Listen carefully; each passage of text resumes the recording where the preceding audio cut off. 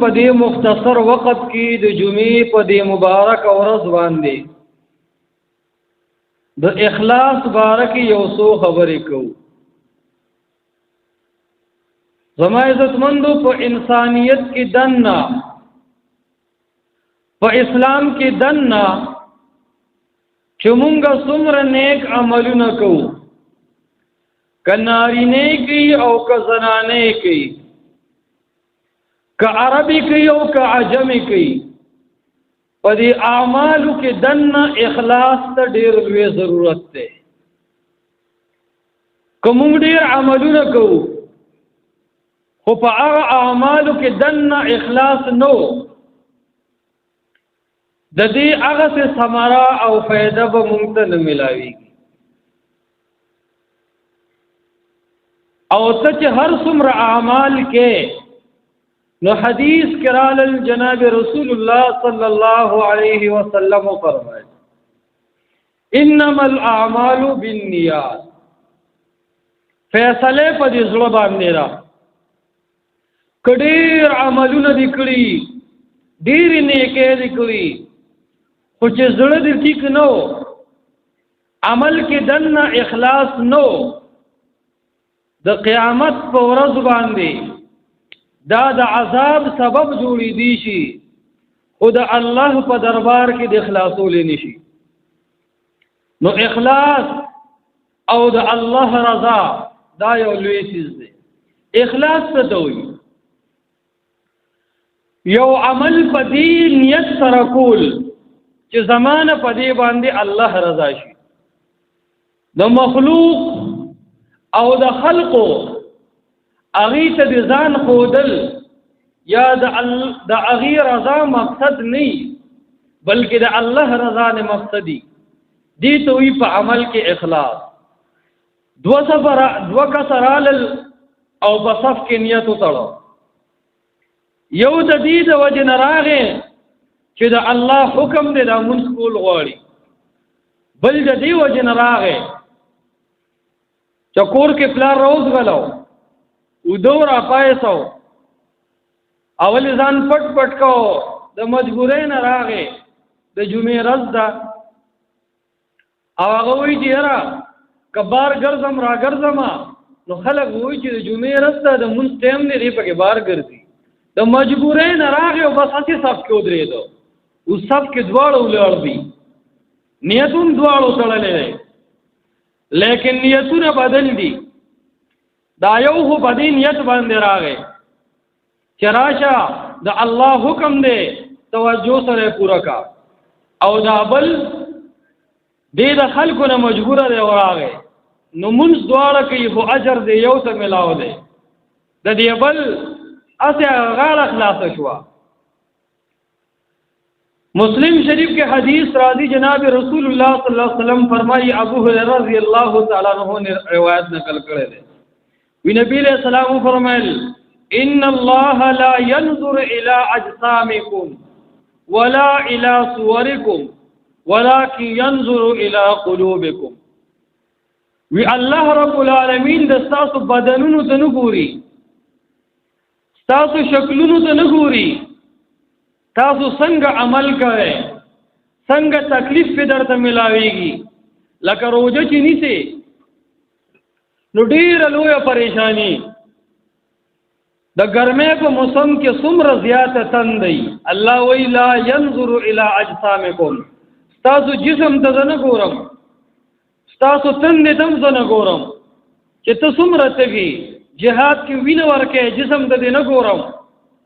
د الله په لار کې مال خرج کې مال ته نه ګورم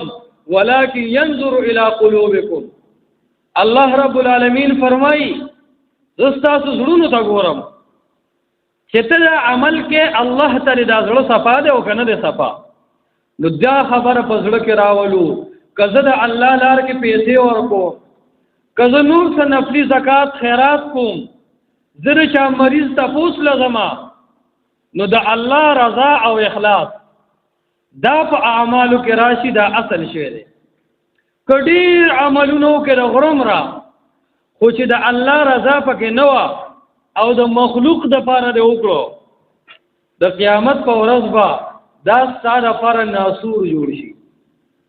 تب به ستومانه چې یا الله دا مې سره کول ثواب په خود نشته الټا په عذاب دی ځکه او حدیث کې راغلی جناب رسول الله صلی الله علیه وسلم فرمایلی من صلى يرائي فقد اشرك چا چې د دې لپاره منځ کو چې دا خلک ما ته خسړی وي خلک وي وګوره منځ گزار صاحب دی چا چې د دې لپاره حج کو چې خلک ما ته حاجی صاحب وي چا چې د دې لپاره روزو نیسلا چې خلک ما ته روزدار صاحب وي د خلکو د خودنې لپاره فقد اشرک د الله په ځای د بنده د الله سره شریک د قیامت پر ورځ ورته الله وی خپل اجر دې نه دنو غواړه تا خو مال دې لپاره حاج کړو چې دا خلک را تخصړي وي نوم او نشان دې شو خلکو وې صفاتونه کول څومره خسړې ده سارو ما خان دیګونه په خيو په خلکو یې خوري او کنه د الله رضا بوا الله وی مخلوق د نم خوشاله زما رضا دې مقصود وزه جنت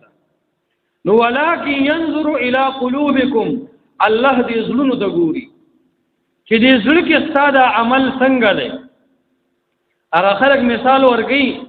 چې جمعات ته سوګراتو نو الته چرته زمیداران خلکو په خوا خلکو غوان ساتل نو اکثر به سړی په لار را روانو الګه څنګه د مونستم د سروي به وسرو د بو تو یې د مونستم دی واقع ما سره دا سروي دی اوس کو مونږ کوم نو د سره بس کومه د خپل کې دا سوچو چې د جمعات مخه د یو موګی ټاکو یو دو درې موګی ټاکو آلو چې زه څو غرازینو دې سره وساروي تړیو دنه بمونس کی خلکو دا څه کول چې د ناسا په یو بل مل مر روان شوی دا چوکتل دومره خپل جمعات ته مخه د موګی ټاکوالي دي دغه موخ یارو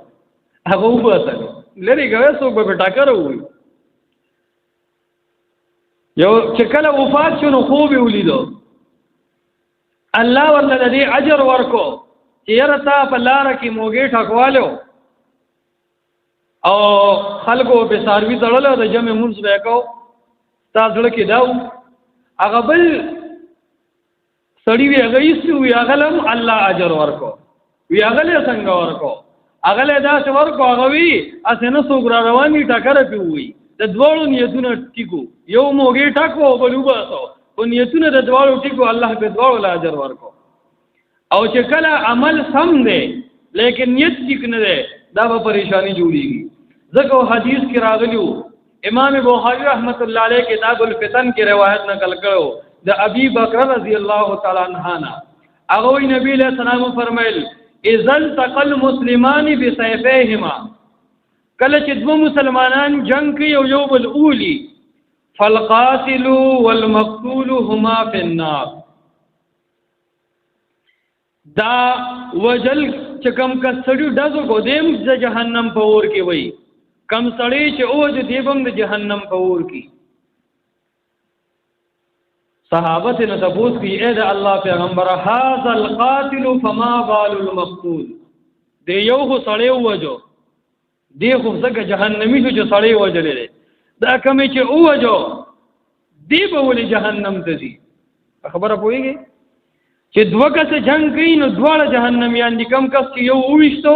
دا وښتون کې هم جهنمی دي خدا کمی چې اوښتو ویدام جهنمی دي نو صحابه ته تبوس کوي اے دا الله پیغمبره د دې مقتول لدی وجلی شوی کس ګناوه نبی اسلام ورته انه کان حریصا علی قتل صاحبه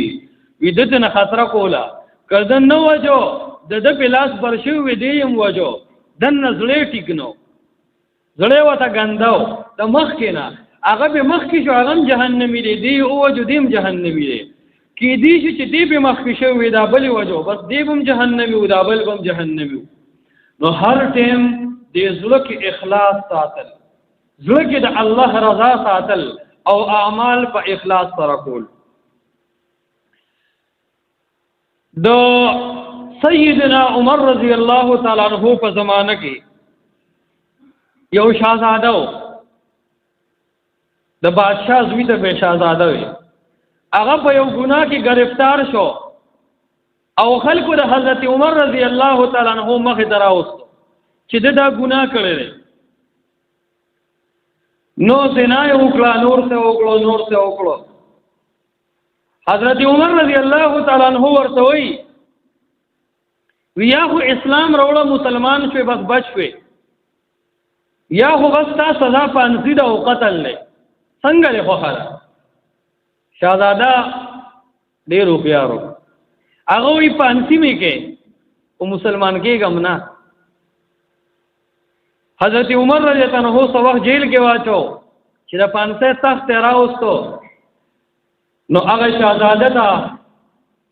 حضرت عمر رضی الله تعالی عنہ ایستاره پانسه ټیم دی، ویوایا سړي ارمان دی. ګوره په خوا به دا طریقه و چې سړی به وجنه وي ارمان دی سره.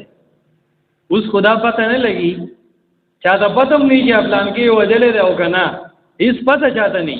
په خوا به خلک راجمع شو وي راشي سړی پانسي کوو. اسلامي قانون به الله د اسلامي قانون به مونږ باندې نافذ کړي. نو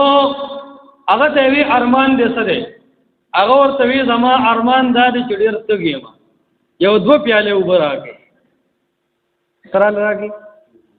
یو دوه پیالې اوبه راکړې، یعنې یو ګیلاس اوبه راکړې. هغه چې کله ګیلاس خولې ته کو نو زر یې رستو، بیا خولې ته کو بیا یې رستو. حضرت عمر ورته وی وبس کله ته څه کې؟ هغه ورته وی زما په تاسو باندې یو شک دی، یو یاره مې در باندې. وی څه یاره دی په مونږ باندې؟ وی یاره مې در باندې دا ده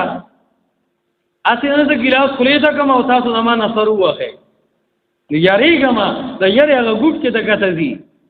حضرت عمر ورته وی د الله په ذات مې د قسمي چې دا ټولې اوبه دې نیز کړې ستا سر به زه نه ګټ کوم. چې کله یې دا ووی هغه ګیلاس هغه وغورځه اوبه توی شوې.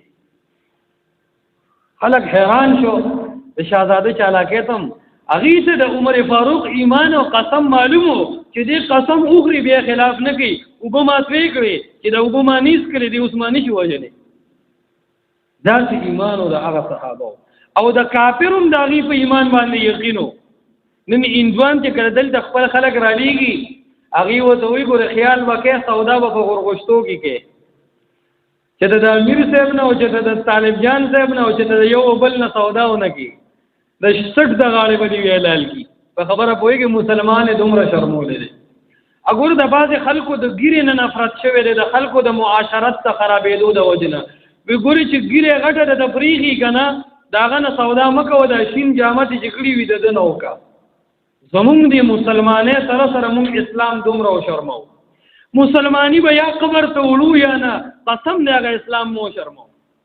او دا حقایق چې خلکو ته وایي نو خلک خفه کېږي. وي داسې د مونځ او دس خبرې کوه، خلکو ته حقیقت ښکاره کا. خلک د ټول خفه شو، حق مسله د خلکو پېژني. برباد شو خلق په دې باندې چې د حق مسلې نه خلق نه دی خبر. برباد شو خلق د عقیدې نه دی خبر او د عمل نه دی خبر. زرګونه پیسې لګي خو د الله رضا یې پې نه کېږي، ولې د حق نه خو دې نه دی خبر. که تا چاته دکاندار ته ووې چې ماله مولې راکړه اواز له کیله درکړه ته به یې والې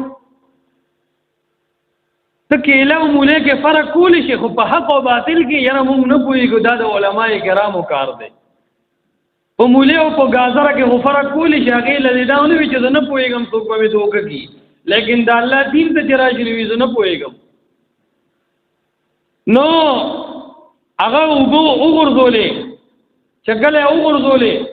حضرت عمر رضی الله عنه وی چې بس د قتل ختم. ما قسم کړو چې دا اوبه دې نیس کړي نه دی وجنم، هغه اوبه هغه اوس کولې اوس نه وجنم، چې نه وجنم دې کې هغه فورا کلمه ووی لا اله الا الله محمد رسول الله اشهد ان لا اله الا الله واشهد ان محمدا عبده ورسوله. شهزاده مسلمان شو. خلق ورته وی چې بکار دا وګوي وجلی خو په دې وجه چې تا اسلام نه راوړو بس مسلمان کې دی نه او ګناه د کفر د قتل کړو بس وجلی دا دې څه چلو کو. هغه ورته وی که چرته اول می کلمه ویلې وا اول مسلمان شو ما خلکو به وی چې د مرګ د یاري مسلمان شو. اوس خو ما ته اختیار راکړی شو که مسلمانېږي او که نه، اوس د اخلاص د وجې نه مسلمان شو. اخلاص در راکې، اخلاص اصل شی دی. د هغه اخلاص د ریا نه د بد کېدو د وجې د شهزاده اسلام نه قبله و چې خلک زما په اخلاص کې تشک ونه کړي. نن د مسلمان زړه کې دننه اخلاص نشته. دا اړه چې پاک شو معامله ټیک ده، دا ځای ټیک نه دی. دا نن معامله ځکه خرابه ده. دنیا پس منډه ده، د دنیا لپاره منډه ده. غټه وجه ده د زړه نه دی پاک، که مونځ کې نړه نه دی پاک، که روجي نیسي نړه نه دی پاک، که ډېر د الله لار کې خرچې کې خو زړه نه دی پاک. شهرت مقصود دی، نام نهادي مقصود ده. که چاله غم لزیږه نه تعزیت لا. اسلام د تعزیت عجیبه. زمونږ جنازې ستاسو خیالي د څه لپاره د مخې کې نه دانیتي وی که د چا غم له لا نړمه هسې نه چې بیا د خښېدو نه پاتې شم، څوک مې خښوي نه. په خبره پوهېږي؟ ته به د خښولو نه پاتې کېږي. د مولانو کار دا دی چې اعلان اوري نو ځان رسوي، او بیا په جنازه کې به ځان هغه ته ښایي چې السلام علیکم یې نظر راغلی یم، خپل عمل به بربادوي. په جنازه کې د شریک کېدو ډېر لوی اجر خو چې اخلاص پکې و. او دا وره کم سړي چې جنازه وکړه تاسو وکړه، د علماو په دې کې اتفاق و، په هغه بیا دا لازم نه دي، نه د هغه لپاره ښه خبره ده چې بیا د مړي دعا لرل شي. بس جنازه دې وکړه، اصل کار وشو. دا تعزیت نه واجب و نه فرض و نه سنت و. بیا به د مړي کور والا کرسۍ را بار کړي، ګټونه به را بار کړي، دا ټول ناروا او بدعت و. بیا چې لړ شي نو دعا وکړي. نو سیټ صاحب هم راغلی نو هم وایي دعا ورته وکړي. ابل وایي زم د چا نه کم نه یم، سبا به زما غم نه م راتلل پکاري، یو ځل بیا ورته دعا وکړي. دا څومره ناروا دي. اوس ته کې دعا خوړه پاک نه دی. بعض علما وایي د دې دعا پورې د خندا د وجې نه مونږ د غمونو ځای ته نه ځو. دعا پورې خندا، دعا وکړي، دعا وکړي، خلک تنګ شي. طریقه دا ده چې د تعزیت دپاره کومه دعا ده، لیټرین ته چې ځې دعا کې لاس به نه اوچتې. مؤذن چې اذان وکړو دعا کې نو لاس به نه اوچتې. دوو خطبو منځ کې چې امام کینی او خطبه کوي دغه دعا ته به لاس نه اوچتې. د تعزیت دعا کې هم لاس اوچتول نه. په خبره پوهېږې؟ داسې ووایه ان لله ما اخذ وله ما اعطى وكل شيء عنده باجل مسمى. نو هغه به ګیره ښه منګس کړي، خو لیکن هغه به د تعزیت دعا نه ورځي چې غم دپاره لاړې نو مړي ته به دعا څنګه کوې. د دعا نه هغه نه دی خبر. په خبره باندې پوهېږې که نه پوهېږې؟ طریقه د اسلام دا وه چې اعلان مه کوه، خپل څلور پنځو ملګرو ته ووایه چې بهی دعا وکړې چې الله د دې مرده ګناهونه معاف کړي. نو خلک به په خپلو ګپونو باندې ځکه هلته خو چاته الله نه یادو. سړی خښ کي و ظالمه دا ناس کم ځای مرګ مخې ته کا، نو بس هغه به لګیایي دعا وکړې او دعا وکړې. دعا پورې خندا جوړه شوې ده. نن د امت مسلمه دعاګانې ولې نه قبلېږي؟ حدیث کې راغلي و الله د غافل زړه دعا نه قبلي. غم کې چې وي دعا وکړې څوک داسې کوي چې یاره د هغه زړه الله ته متوجه وي. اخلاص خو دې ته وي د مړي ګناهونه مخې ته کا، الله ته ووایه 2 رکعاته نفل وله وکړه چې دعا ورته وکړي. نو هغه چې ټول خلک په تکلیف کې کړي نه وي د هغه زړه نه صبرېږي. ولې؟ زړه خو پاک نه دی که نه؟ په پاک زړه خو ته نه یې تلې، ته خو په دې تلې چې سبا به رانه ګیله کوي. چې اخلاص سره لړ شي الله به تعالی هم اجر درکړي، هغه مړي ته هم الله ګناهونه معاف کړي. نو اخلاص ډېر لوی شی دی. د نبی صلی الله علیه وسلم په زمانه کې بخاری مسلم کې واقعه ده. وانطلق 3 نفر ممن كان قبلكم. نبی علیہ السلام یو درې ډلې داسې لاړې ووتل. چې کله ووتلو نو شپه شوه. شپه په هغه خلکو راله او یو غار کې ورننه وتل. چې غار کې ورننه وتل د شپې سلسلو یو ګټ راغی رارغړېدو، د غار خوله کې ونښتو، درې واړه پکې دننه ورله. اوس هغه خلک وایي چې یا الله اوس به دا ګډ خو په دیګه باندې هم نه کېږي. دومره د مولانو په شان خوراکونه خو هغوی کړي نه وو چې ګټې په دیګه غورځولی وی. وا خو کمزوري وو. ډېرې دعاګانې وکړې، اخر کې پکې یو خیال سړی و سیروزه به یې لګولې وه پوه یو. هغه وی داسې وکړې چې الله ته متوجه شي، کم نیک عملونه هم کړي هغه الله ته په وسیله کې پیش کړي. او دا زمونږ د اهل سنت والجماعت عقیده ده چې نیک عمل الله ته په دعا کې پیش کولی شي. خبره پوه شوې که پوه نه شوې؟ هغه نیک عملونه الله ته پیش کړه. دا ورته مه وایه چې د فلانکي په برکت او د شیخ عبدالقادر جیلاني په توپیل راورسېږي، د لوی ځوان په برکت راورسېږي، دی باندې راورسېږي، ای پیر بابا راورسېږي. دا غلط خبرې دي. الله راوبله، الله راوبله. یونس علیه السلام الله د مهي په خېټه کې رابللی و، د پیر بابا نوم یې پکې اخیستی و. هغه وی لا اله الا انت سبحانک انی کنت من الظالمین. یا الله پاکی تعالی رضا دې ذکر چې امداد کې نو صرف تکې انی کنت من الظالمین. الله ما زیاتې کړې ده. یا الله زما په حال باندې رحم وکړي. هیڅ خبر نه دی ورغلی. فهغه تیارو کې دن الله د حضرت یونس علیه السلام आवाज واورېدو او د موید خېټه نه اخلاص کو. نو بهرحال هغه یو دعا وکړه د الله نه چې یا الله زما بوډاګان مور او پلار یو ځل سلام چې د غوانو لپاره په خشاک او سره وړم او د دې دا طریقو چې مور پلار د به خوراک ورکو په به غیره ورکل د بغړې سرولې نو د اغینه پس به خپل بچول ورکول چې کله دا څه وکړو د ډیر مسوتن نا وخت راغې بچیم وګی دي مور پلاریم وګی دي مور پلار ودی شو د ګلاس کې پیر اورل او د مور پلار سره پاکه ودرېد چې کله ودرېدو نو چراغ نو مور پلار ودی دي د دک څه ګلاس نیولې چې مور پلار می ترسو په نیس کړي زما بچو زما خزه او زما خوراک اوسکاک نه د خپل والدینو ډیر احترام کوي دا تخفه ډیر لږ وخت لپاره ملاويږي ډیر زر دا لاړ شي او دا هغه تخفه ده چې مور پلار بیا په پیسو باندې نه ملاويږي بعض خلک هسې وایي کنه پردو خلکو دی دا زما مور پلار یې خبره پوهیږي دا به بل مقصدي اصل مور پلار چې دی هغه دی چې ته پیدا یې د دې خدمت کوي بیا سړی ډیر زیات جاړي چې کاش ما سره د مور دعاوي او مور د خور لاندې پرته نو هغه ماشومان ورته جاړي چې بابا جان مونږ وګیو د دکه چې هغه په وغه لاس کې نیولې دي چې مور پلار مې راپس چې شپه تیر شپه سحر ټایم کې د مور پلار سترګې وغړې دي دوته ګلاس دکه چې ټول شپه نیولو اغي په اوس کله اغي وته بچی دي د لوګي مړ کړو د الله باندې مونږ پاسه مو دي شي او دي ته بل ورکړو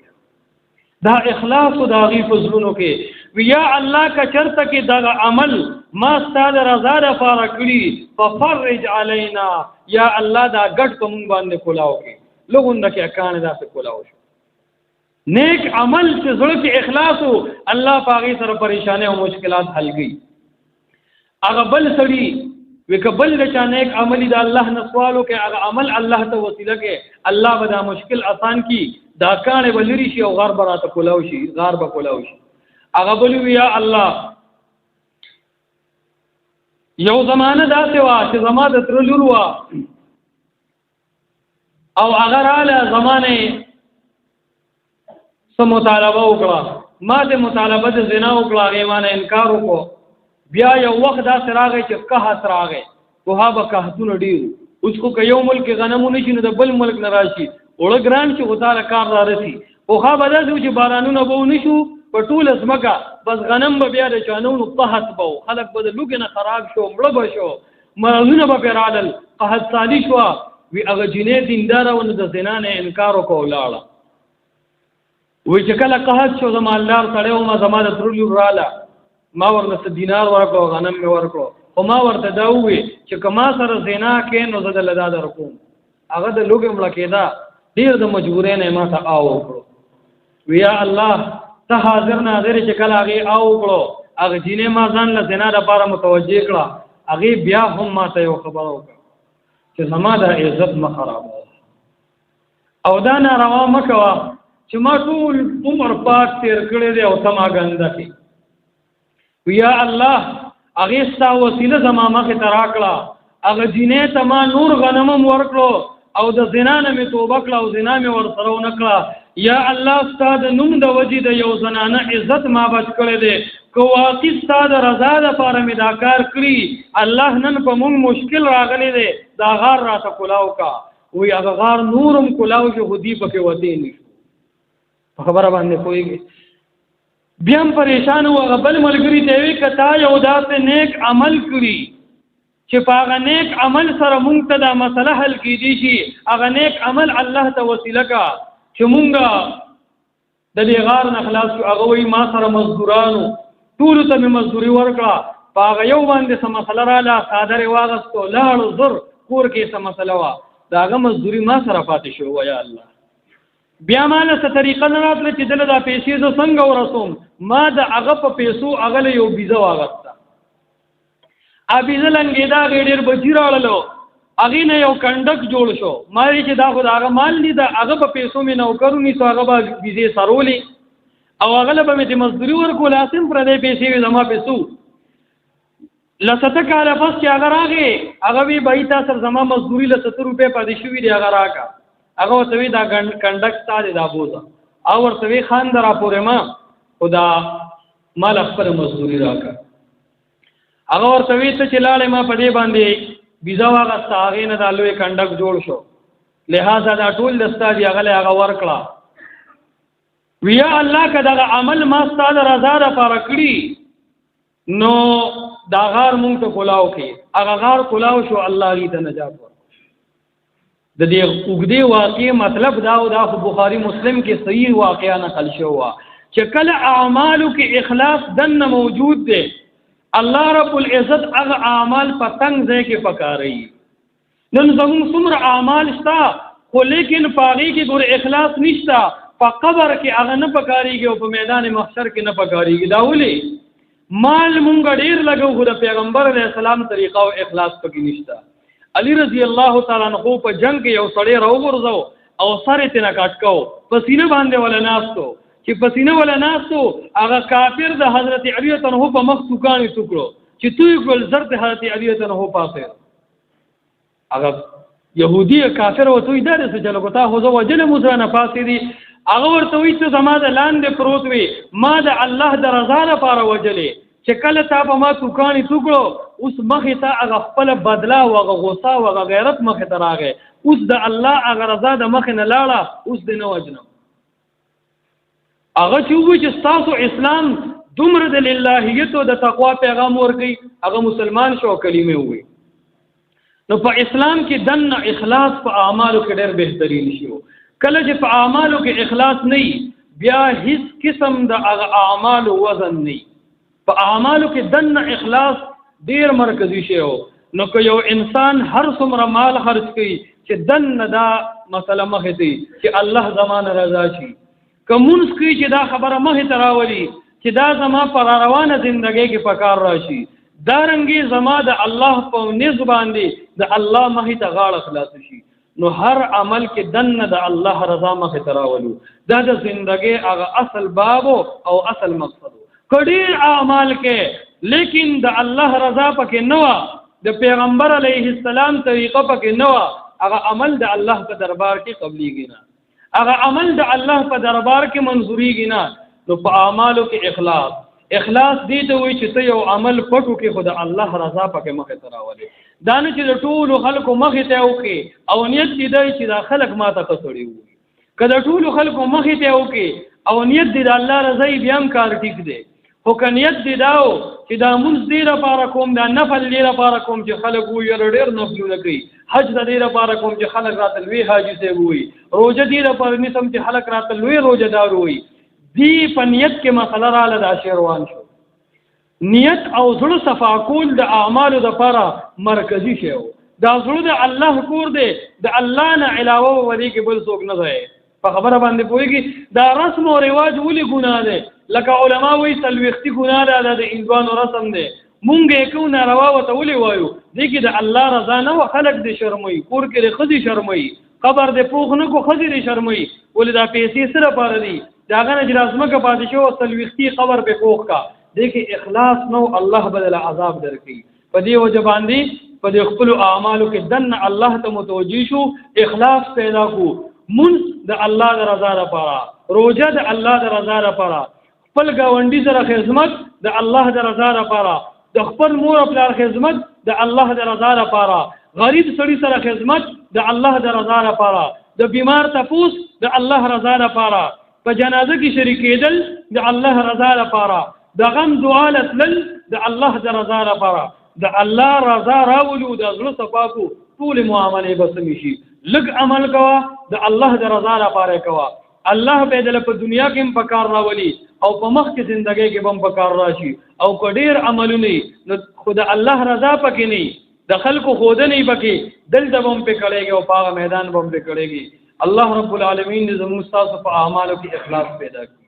چې څومره ضرورت دي